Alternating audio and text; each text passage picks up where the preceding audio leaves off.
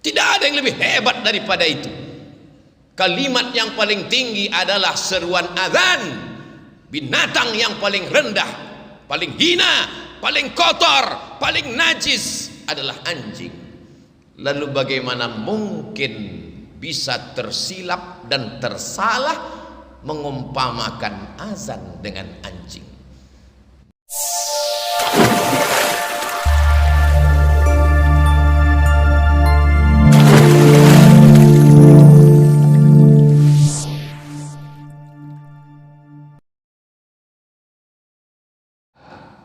Karena kata terlalu miskin untuk mewakili makna, maka perlu diungkapkan dalam bentuk perumpamaan dan permisalan. Seorang laki-laki yang dikecewakan oleh seorang perempuan, budi baik, berbagai macam hadiah, emas, intan, permata yang diberikan tak lagi bermakna, maka kata-kata tak dapat mewakili perasaannya. Dia akan mengungkapkan dengan perumpamaan, cintamu bagaikan air yang jatuh ke daun keladi, jatuh tertumpah namun tak berbekas. Begitulah perumpamaan, begitulah contoh. Sehingga dengan perumpamaan yang singkat mengandung makna yang padat, berbekas di dalam hati. Maka Allah Subhanahu wa ta'ala dalam Al-Quran banyak sekali mengungkapkan permisalan, contoh perumpamaan. Ketika Allah bercerita tentang rumah, inna awhanal buyuti la baitul ankabut, rumah yang sangat lemah, rumah yang sangat rapuh dan mudah tumbang adalah rumah sarang laba-laba. Membuatnya sulit, rumit, jelimet, susah dan payah, tapi menghancurkannya, bahkan hanya satu hembusan nafas pun sarang laba-laba akan hancur. Maka jangan sampai kita membangun amal-amal kita ini seperti bangunan sarang laba-laba, membuatnya lama dengan segala kesulitan dan kesusahan serta kerumitan, tapi hanya satu pukulan tangan, bahkan hembusan nafas, dia hilang, tak bersisa sama sekali. Bagaimana dengan iman? Terlalu panjang kalimat bercerita tentang iman, maka Allah berikan perumpamaan. Kasyajaratin thayyibatin, pokok kayu yang kokoh dan kuat, akarnya tunggal menghunjam ke tanah, wa far'uha fis sama, pucuknya sampai ke langit. Begitulah perumpamaan iman. Sekali la ilaha illallah, maka sampai mati tetap la ilaha illallah. Saat senang la ilaha illallah, saat susah pun tetap la ilaha illallah. Seperti pokok kayu, angin puting beliung datang, dia tidak akan tumbang. Kalaupun patah, maka akarnya tidak akan tercabut. Begitulah Allah Subhanahu wa ta'ala membuat perumpamaan dalam Al-Quran tentang orang yang bersedekah. Kalau dia bertanya, wahai tuan guru, wahai kiai, wahai ustadz, wahai alim, wahai ulama, wahai para habaib, kalau aku berinfak, berwakaf, bersedekah, apakah pahalanya banyak? Banyak. Bagaimana banyaknya? Maka perlu perumpamaan. Bagaimana Allah memberikan perumpamaan orang yang bersedekah? Mathalul ladzina yunfiquna amwalahum fi sabilillah, perumpamaan orang yang bersedekah, menginfakkan hartanya di jalan Allah. Kamathali habbah, satu biji, ambatat sab'a sanabil, tumbuh 7 bulir, 7 cabang. Wa fi kulli sumbulatin mi'atu habbah, dalam satu bulir ada 100. Satu jadi 7, dalam satu bulir ada 100, menjadi 700. Terbayang dalam pikiran benak kita, oh ternyata begitu kelipatan yang luar biasa. Apakah hanya sampai 7 sampai 700 saja? Tidak. Wallahu yudha'ifu liman yasha.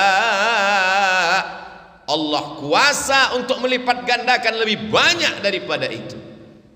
Begitulah mudahnya Allah dengan kata-kata yang singkat, dengan penuh perumpamaan, masuk ke akal pikiran kita. Tidak perlu memberikan contoh yang panjang lebar dengan kalimat yang mubazir. Perumpamaan membuat kita paham tentang sesuatu. Ada seorang laki-laki namanya Bal'am, ilmunya hebat, otaknya cerdas, tapi dia gunakan ilmunya itu untuk mengejar dunia. Lalu bagaimana perumpamaannya dalam Al-Quran? Walau syi'na la rafa'nahu biha, kalau kami mau, kami bisa angkat derajatnya tinggi. Walakinnahu akhlada ilal ardi, tapi dia lebih memilih tanah hitam rendah. Dia tidak mau naik ke atas walaupun ilmunya sudah hebat. Dia tidak mau naik ke atas. Walakinnahu ahlada ilal ardi wattaba'a hawa, dia memperturutkan hawa nafsunya, nafsu makannya, nafsu minumnya, nafsu seksual biologisnya. Maka orang seperti ini seperti apa perumpamaannya dalam Al-Quran? Famasaluhu kamasalil kalb, dia seperti seekor anjing. Famasaluhu kamasalil kalb, dia seperti seekor anjing. In tahmil alaihi yalhath atau tatrukhu yalhath, andai kau lempar dia dengan kayu dan batu, dia tetap menjulurkan lidahnya. Andai kau lempar dia dengan apapun, dia tetap juga menjulurkan lidahnya. Perumpamaan orang yang kotor, orang yang rendah, orang yang hina, orang yang tidak bermartabat. Hewan yang dipilih Allah bukan babi, tapi yang dipilih adalah anjing. Kenapa? Rahasia Allah subhanahu wa ta'ala. Maka dia disebut dengan hewan najis mughalladhah. Kita tidak boleh makan kucing karena kucing haram. Tapi kalau ada kucing yang menjilat air minum, maka air minum itu tidak berubah menjadi najis.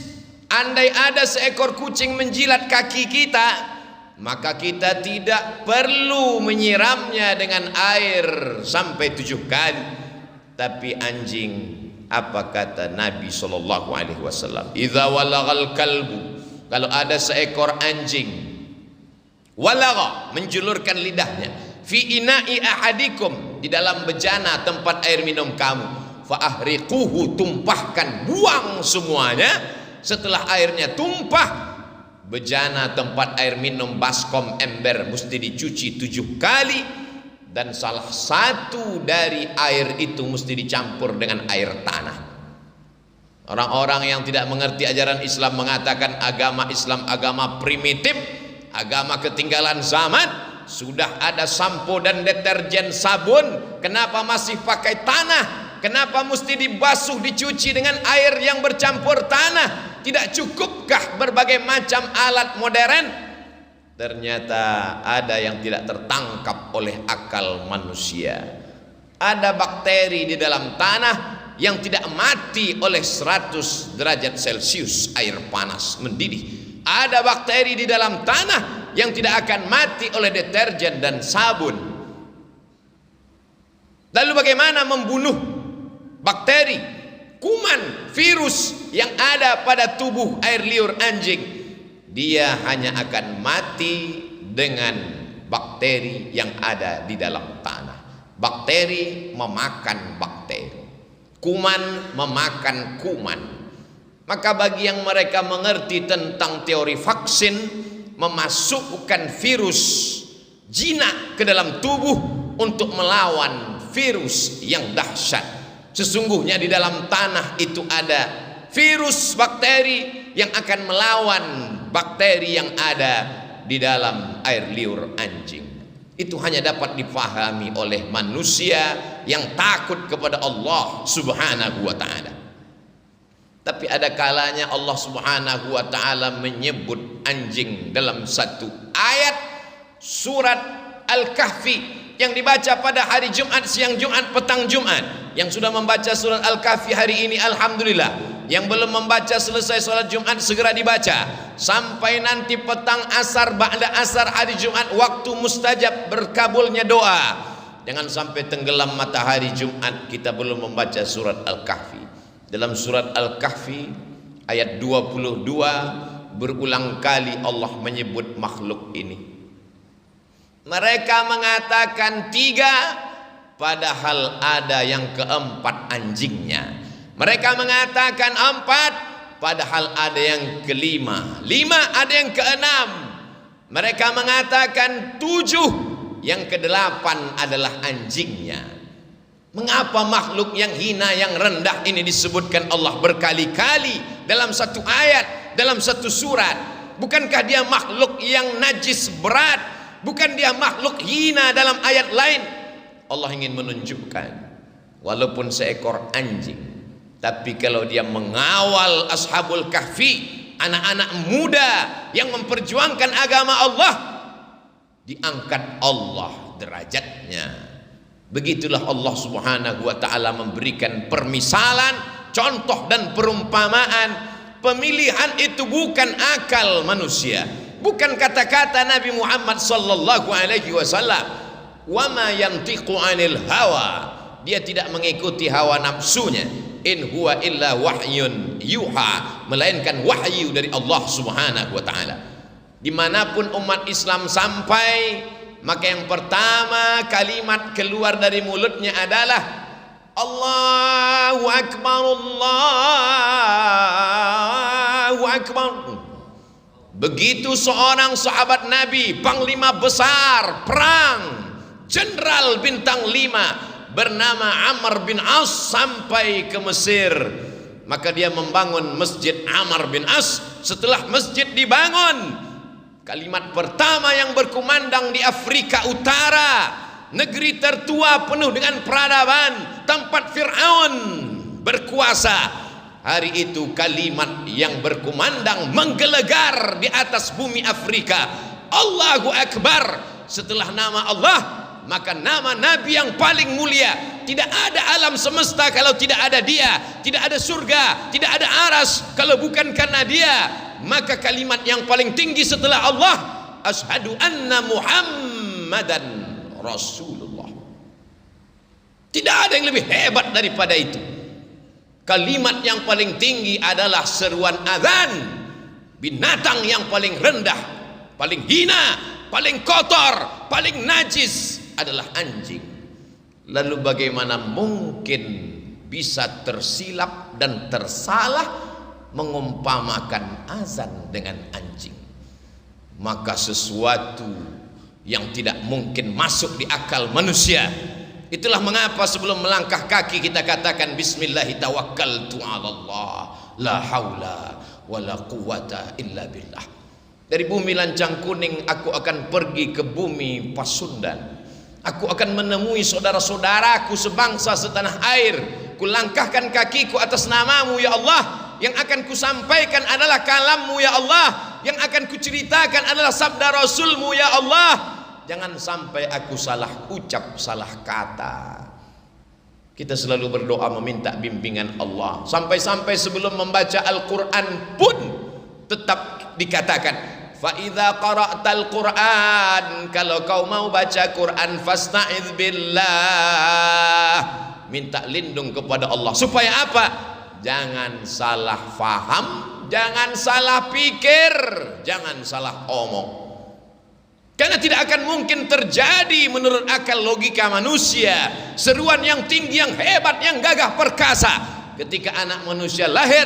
Pertama kali matanya melihat dunia, yang dibisikkan ayahnya pertama kali ke telinganya adalah asyhadu an la ilaha illallah. Dan di saat ayah akan mati, meregang nyawa, tatapan yang terakhir dia lihat adalah tatapan anak lelakinya yang dulu menatapnya pertama kali lahir ke dunia. Suara yang ingin dia dengarkan adalah suara anak lelakinya yang dulu dia azankan saat lahir ke dunia. Maka kalimat yang dia bisikkan ke telinga ayahnya adalah la ilaha illallah. Itulah mengapa kita rindu pada kalimat itu. Kemanapun kita pergi, ke Amerika, ke Eropa, ke Australia, kita akan melihat jam dan akan bertanya, mengapa azan belum berkumandang? Mana kalimat-kalimat itu? Sampai masanya nanti kau akan terbujur kaku di ruang ICU. Di saat itu anak menantu sibuk dengan dunianya. Kau sendirian di dalam tempat yang sepi di tengah keramaian. Dunia masih hiruk pikuk. Tapi saat itu sayup-sayup suara azan berkumandang dari menara masjid, mencuri-curi masuk ke tepi jendela yang tertutup rapat. Tapi karena mikrofonnya masih keras, dia masih masuk ke ruang ICU. Hayya 'alas shalah. Saat itulah kau baru meneteskan air mata dan berkata, la haula wala quwata illa billah. Tapi apakah di zaman kita nanti masih ada suara itu masuk ke telinga kita? Tergantung apa yang kita lakukan hari ini. Barakallahu li wa lakum fil Qur'anil 'azim wa nafa'ani wa iyyakum bima fihi minal ayati wadh-dhikril hakim wa taqabbala minni wa minkum tilawatahu innahu huwal ghafurur rahim.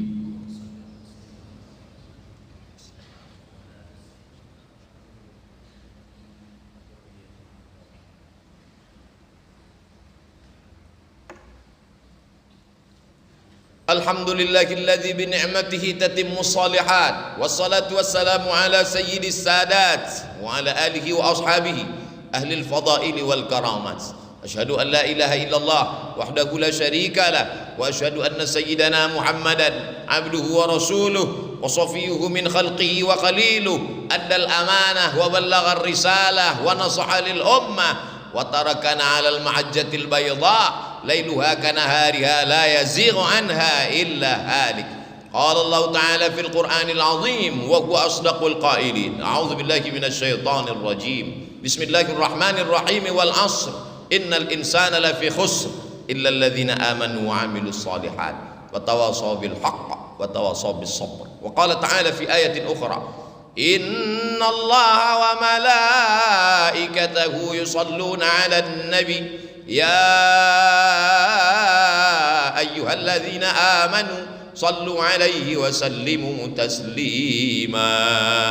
اللهم اغفر للمسلمين والمسلمات والمؤمنين والمؤمنات الأحياء منهم والأموات برحمتك يا أرحم الراحمين. اللهم أعز الإسلام والمسلمين واخذل الكفرة والمشركين ودمر أعداءك أعداء الدين. اللهم انصرنا على القوم الكافرين وانصرنا على القوم المنافقين وانصرنا على القوم الفاسقين. اللهم انصر إخواننا المجاهدين المستضعفين في فلسطين وفي روهينيا وفي كل مكان من مشارق الأرض إلى مغاربها. اللهم دمر أعداءك أعداء الدين. اللهم شتت شملهم وفرق جمعهم واجعل كيدهم في نحورهم. اللهم دفع عنا الغلاء والوباء والفحشاء والربا والزنا والمنكر والسيوف المختلفة والشدائد والمحن ما ظهر منها وما بطن من بلدنا هذا خاصة ومن بلدان المسلمين عامة. عباد الله أوصيكم ونفسي بتقوى الله وطاعته فقد فاز المتقون. إن الله يأمر بالعدل والإحسان وإيتاء ذي القربى وينهى عن الفحشاء والمنكر والبغي يعظكم لعلكم تذكرون. فاذكروا الله العظيم يذكركم واسألوه من فضله يعطكم ولذكر الله أكبر والله يعلم ما تصنعون. أقم الصلاة.